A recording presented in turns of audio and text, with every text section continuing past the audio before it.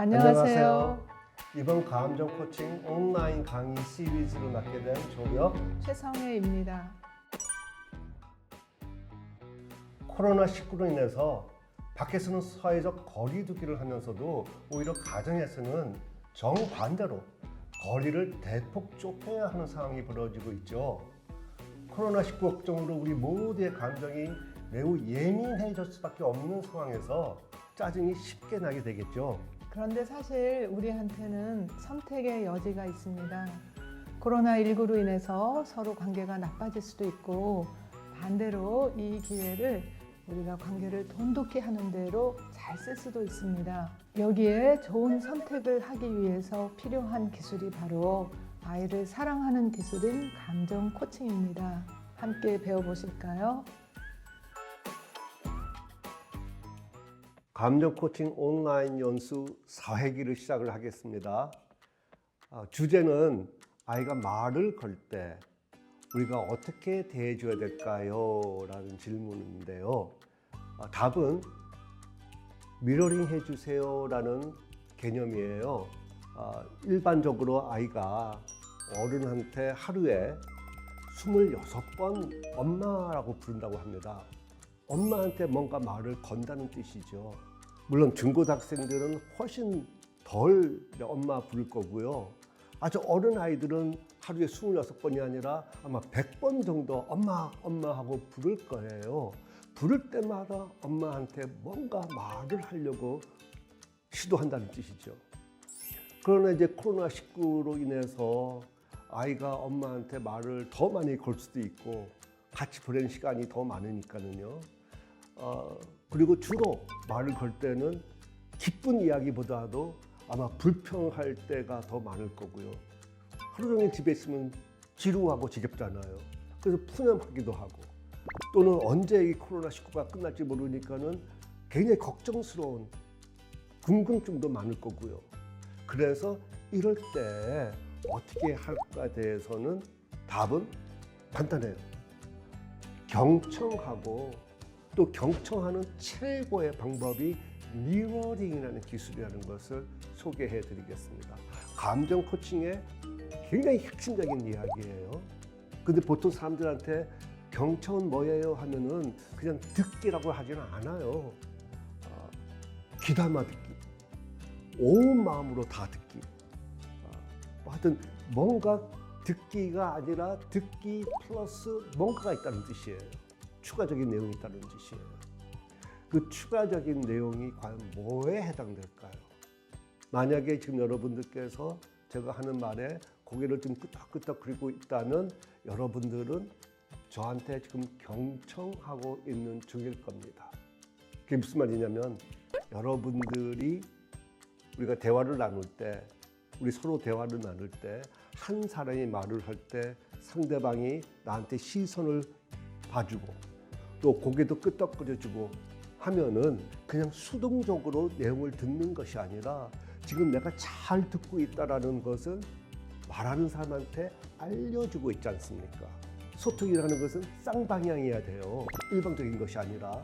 그래서 많은 사람들이 소통 그러면은 내가 말하고 듣고 또 상대방이 나한테 말을 해주고 순차적인 쌍방향을 생각하시는 분이 많이 계시는데, 그게 아니라 소통은 쌍방향이 돼 동시다발 쌍방향이에요. 내가 지금 말을 하고 있는데 상대방은 최소한 비구어적으로만 나한테 지금 내가 잘 듣고 있어요 말을 해주고 있는 거거든요. 그래야만 마음이 편해집니다. 내가 말을 하는데 상대방이 듣고 있는지 듣지 않고 있는지 모른다면 굉장히 답답하지 않습니까?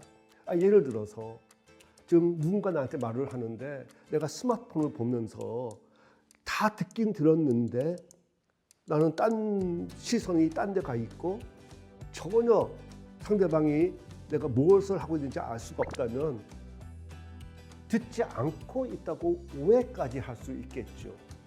그래서 경청은 듣기 플러스 상대방으로 하여금 내가 듣고 있다는 사실을 알게끔 해주는 무언가를 해야 된다는 것.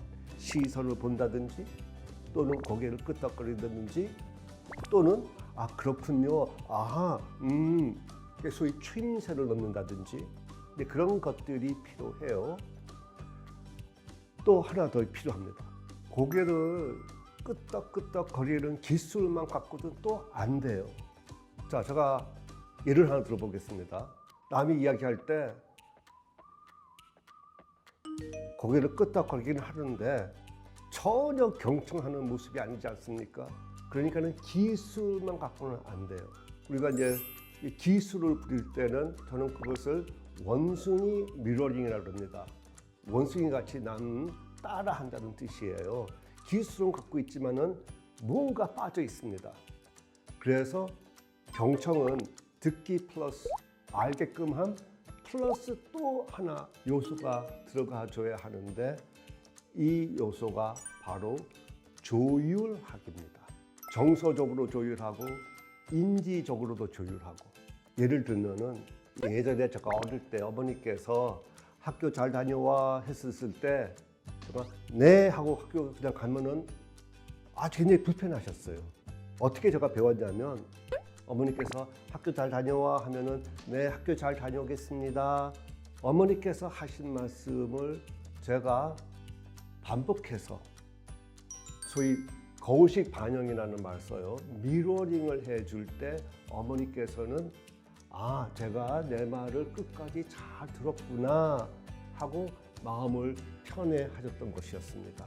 그렇듯이 우리가 경청이라는 것은 그냥 상대방이 하는 말을 일방적으로 수동적으로 듣기만 하는 것이 아니라 확실하게 알게끔 해주는 건데 여기서는 최고의 방법이 다시 말을 해줄 때 상대방이 드디어 경청이 이루어졌구나 하고 확인한다는 것이에요. 그러나 여기서요 내용적인 것만은 아닙니다. 어렵구나 이렇게 말한다고 되는 것이 아니에요. 예를 들어볼까요? 만약에 아이가 엄마 나 짜증나고 힘들어 이렇게 말을 했는데 경청한답시고 짜증나고 힘들구나 이렇게 말을 한다면은 이 역시 아이 입장에서는 전혀 엄마가 나의 어떤 의미, 나의 뜻을 이해했다고 생각을 하지 못할 거예요. 그래서 이 조율하면은 인지적인 내용만 조율되는 것이 아니라 정서가 조율돼야 된다는 거예요. 아이의 입장과 아이의 정서, 감정을 충분히 반영된 그런 조율. 그게 안 되고 그냥 꾸낙 그리면은 저는 그것을 앵무새 미러링이라고 합니다. 제가 이런 말을 들었어요. 어느 수업 시간에 아이가 엎드려서 피곤해서 엎드려 있으니까 선생님께서 피곤한 모양이구나 그랬더니 아이가 쭉 선생님 쳐다보더니 선생님 감정 코칭 연수 들었구나 그러더라고요. 우스갯소리죠. 그냥 모션만, 그냥 행동만, 언행만 똑같이 한다고 해서 아이한테 경청, 공감 또는 서로 한편에 대한 신뢰를 확보하기가 어려울 뿐더러 오히려 그냥 짠짠한 기술만 부린다는 그런 오해마저, 불신마저 얻게 될 수 있다는 뜻입니다. 정서적으로 조율하자면 그게 바로 이제 공감인데요. 그럼 상대방의 감정을 우리가 제대로 알아야만 그 감정에 공감해 줄 수가 있겠죠. 근데 이게 그렇게 쉽지가 않습니다. 자, 지금 여기 화면에 나오는 여자분의 감정이 무엇일까요? 주로 이제 울고 있으니까, 눈물을 흘리고 있으니까 많은 분들이 슬픔이라고 감정을 이야기해요. 그러니까 실제 그럴까요? 보시다시피 지금 이 분은 기뻐서 울고 있지 않습니까? 행동, 하나의 행동, 울고 있다는 행동에는 다양한 감정이 관련되어 있습니다. 물론 슬퍼서도 울지만 굉장히 기뻐서도 울고요. 화가 나도 울고요. 매우 아름다운 상황을 접했을 때도 눈물이 나질 않습니까? 그래서 우리는 상대방의 감정을 단정 짓는 것을 깊이 해야 됩니다. 단정 짓지 마시고 확인을 하려고 노력을 해야 합니다. 정말 물론 추측은 할 수 있을 거예요. 그러나 단정 짓기 전에 그 사람이 놓여 있는 상황, 그 맥락을 이해하려고 탐색 질문을 해야 되고 또 어떤 기분인가, 아니 노골적으로 기분이 어때? 기분이 어땠어? 이런 식으로 상대방의 감정을 물어볼 수도 있는 것입니다. 소통은 경청 더하기 공감이라고 많은 분들이 알고 있어요. 그리고 조금 전에 제가 경청이라는 것은 듣기 더하기 상대방으로 하여금 내가 듣고 있다는 사실을 알게끔 해주는 것 더하기 조율하기인데 정서적으로 조율한다는 것은 공감을 표시하고 있어요. 그런데 방금 공감이라는 것은 단순히 동감이 아니다. 너와 나의 감정이 동일하다. 그것이 동감인데 그것만이 아니라 내가 느끼는 감정이 당신이 느끼는 감정과 동일하다는 것을 또 상대방한테 알게끔 해주는 것이어야 돼요. 그래야만 공감대가 형성되는 겁니다. 나 혼자만 느끼는 것이 아니라 상대방이 느끼는 것을 내가 느끼고 그 내가 느끼고 있다는 그 사실을 또 상대방이 알아야지 쌍방향으로 공감대가 형성되는 것이죠. 감정을 정확하게 확인하기 위해서는 탐색 질문을 해야 한다고 제가 말씀드렸잖아요. 상황 탐색 또는 감정 탐색. 질문을 하면은 또 들을 준비를 해야만 되는 것이겠죠. 그래서 공감에는 역시 또 경청이라는 부분이 포함되어 있습니다. 지금 이 방정식을 보면은 경청에도 공감이 있고 공감에도 경청이 있으니까 마치 2차 방정식처럼 이 두 가지가 서로 맞물려 있어요. 그러니까 나는 참 경청은 잘하는데 난 공감 못해요라는 그 말이 성립하지도 않고 반대로 나는 나 공감은 참 잘하는데 경청은 잘 못해요. 이 말 성립되는 것이 아니에요. 이 두 가지가 다 잘 되어야만 진심으로 소통을 잘하는 사람이 되는 겁니다. 이것이 잘 안 된다면 소통에 문제가 있다면 경청에 대한 연습도 하시고 공감하는 연습도 조금씩 하시면서 서서히 능력을 향상해 나갈 수밖에 없을 거예요. 소통이 잘 안 된다면 한두 가지로 갖고 곧바로 소통의 달인이 되기를 기대하지 마시고 좀 느긋하게 꾸준히 노력을 하면서 점점점 좋은 소통의 달인이 되시길 바라겠습니다. 아이한테는 많은 돈이 필요한 것이 아니에요. 잠시나마 부모님의 온 마음으로 지지해 주는 것이 아이한테는 가장 큰 자원이 되는 거고 아이가 필요한 것입니다. 감정 코칭에는 많은 시간이 필요한 것이 아니에요.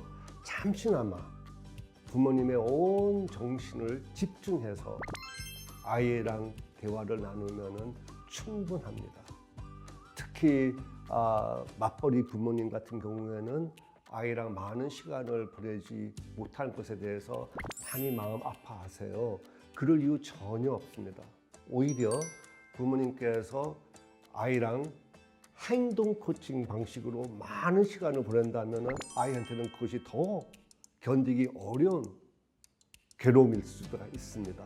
짧은 시간이라도 단 10분만이라도 부모님께서 그 10분 동안만큼은 텔레비 보면서 아이랑 대화하거나 설거지하면서 아이랑 대화하거나 그런 것이 아니라 그 10분만이라도 아이한테 시선을 집중하시고 마치 그 시간에는 세상에 아이 하나만 지금 내 앞에 존재하고 있다는 그 집중력으로 아이와 같이 경청해주고 공감해주고 바람직한 행동에 대한 이야기를 조금이라도 나누셨다면 아이는 충분히 성숙한 사람으로 성장해 나갈 겁니다.